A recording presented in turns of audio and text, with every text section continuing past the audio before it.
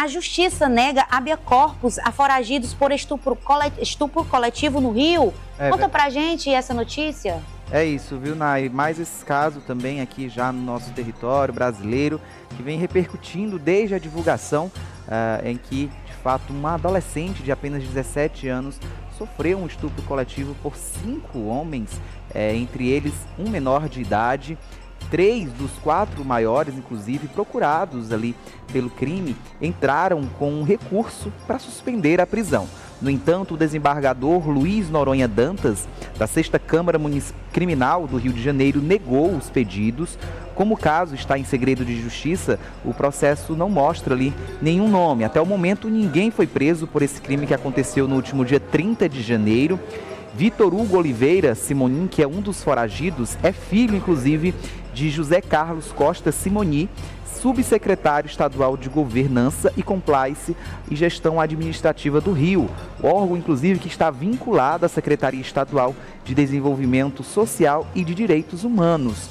O adolescente que convidou a vítima também é investigado por ato infracional análogo ao crime.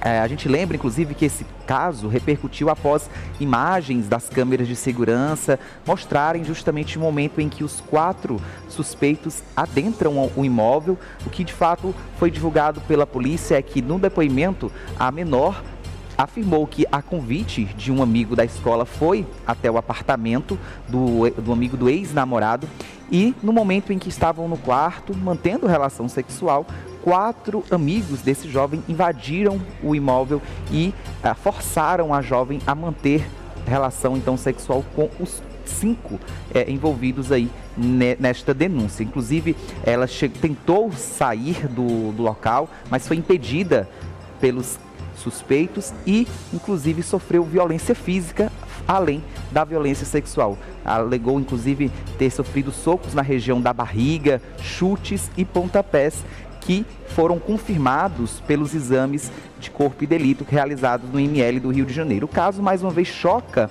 a população brasileira, haja vista que estamos, inclusive, na Semana da Mulher, e que é importante se levantar o debate acerca de que meninos também precisam ser ensinados desde cedo a respeitar e a entender o limite sobre o corpo da mulher. Por mais que ela estava em uma relação sexual com consentimento com do ex-namorado, no momento em que ele se achou que poderia, então, convidar outros amigos, mais 4 amigos, para participar daquele momento que não era de consentimento e de conhecimento da jovem que sofreu essa violência física e esse estupro coletivo. O caso segue, então, sendo investigado. Até o momento, nenhum foi preso, mesmo com a divulgação das imagens. Inclusive, 4 seguem foragidos e, mesmo foragidos, já entraram com pedido para que não sejam presos. No entanto, como a gente destacou aqui, esse pedido já foi negado e as buscas seguem, então, para localizá-los e prendê-los. Então, Valdelúcio, eles estão foragidos depois de cometer um crime terrível como esse, e mesmo foragidos decidiram aí pedir um habeas corpus. Exato. E que é para exatamente não serem presos. Quer dizer, você comete um crime bárbaro, com requinte de crueldade, você tortura a vítima, você pratica a violência sexual, sem nenhuma chance dessa moça ter escapado. 5 pessoas dentro de um quarto, 4 fechado, maiores e um menor de idade. E pede um habeas corpus. Se não tivesse sido negado, seria uma vergonha para o judiciário do nosso país. Isso não existe. É muito descaramento você imaginar que vai ter aí o habeas corpus, um direito de não ser preso garantido depois de um crime como esse, injustificável. A violência contra a mulher nesse país tem que ter um ponto final. E isso começa, sabe aonde? Executando as leis. É claro, começa dentro da nossa casa, começa com conscientização, começa quando eu educo o meu filho, dentro da escola, mas começa também dentro do judiciário. Nunca se pode, em hipótese alguma, é claro, dentro da lei até se poderia, mas é necessário haver uma sensibilidade das autoridades para não dar esse tipo de habeas corpus em situação como essa, que é um absurdo, é de doer dentro do coração, sabe, Nájila? Revoltante. Imagine o que essa moça passou, situação terrível, que são criminosos, Tem menor de idade, mas é menor de idade criminoso. É menor de idade criminoso. Situação triste demais. A minha expectativa é que sejam capturados e respondam. Porque por mais que respondam por rigor da lei, nada no mundo vai poder tirar o trauma do coração dessa jovem. Então, no mínimo, responder criminalmente é o que se deve, não é isso, Nájila?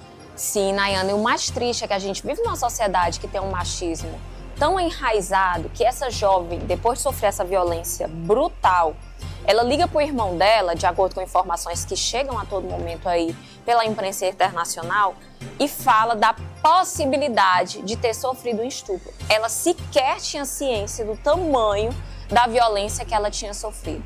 Uma emboscada armada por um ex-namorado, sinal de que ela, tadinha, não conhecia a pessoa com quem ela se envolveu por 2 anos.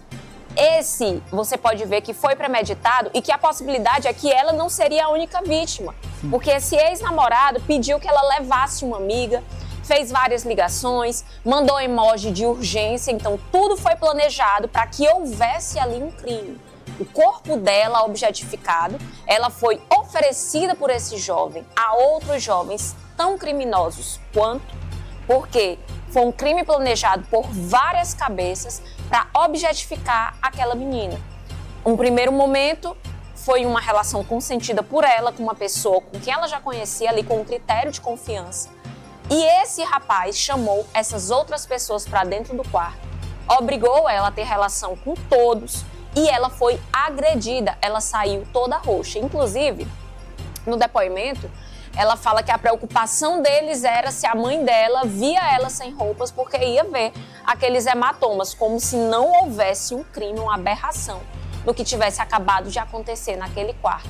Você vê que é o machismo que há dentro da cabeça. A gente precisa educar os meninos, a nova geração, de que mulheres são iguais aos homens, com os mesmos direitos, e você não pode nunca objetificar o corpo de uma. O desejo é que esses meninos que estão foragidos, entre aspas, por quê? Estão foragidos, mas conseguiram um advogado para pedir um habeas corpus antecipado para que não fossem presos.